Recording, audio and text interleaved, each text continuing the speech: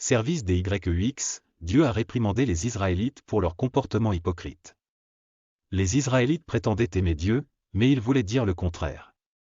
Dieu les a exposés à Ézéchiel et a dit, il me dit alors, as-tu vu cela, ô fils d'homme? Retourne-toi, tu verras de plus grandes abominations que celles-ci.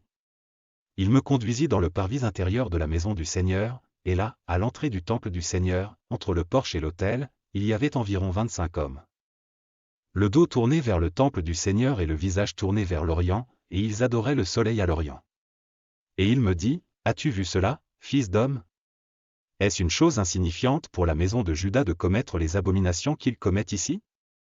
Car ils ont rempli la terre de violence, puis ils sont revenus pour me provoquer à la colère. En effet, ils ont mis la branche à leur nez. C'est pourquoi j'agirai moi aussi avec fureur.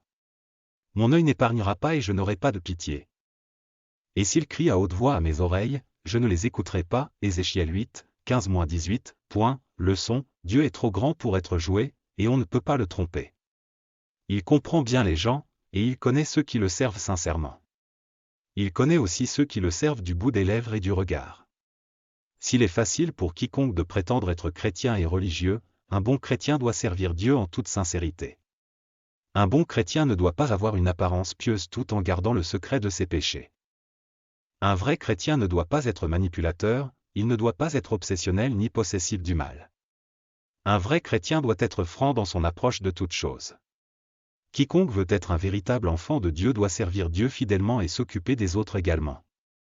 Jéhovah, qui connaît les gens qui le servent fidèlement, les bénira sûrement dans cette vie, et au ciel aussi. La prière, cher Dieu, aidez-moi à être un chrétien franc qui fait les choses correctement. Aide-moi à vivre une vie simple devant toi. Aide-moi à admettre mes erreurs et à faire tous les pas nécessaires pour me repentir. S'il te plaît, laisse-moi bien te servir sur terre afin que je puisse bénéficier de tes bienfaits dans cette vie, et au ciel aussi. Car c'est au nom de Jésus-Christ que je fais mes demandes. Je vous prie d'agréer, Monsieur le Président, l'expression de mes sentiments distingués.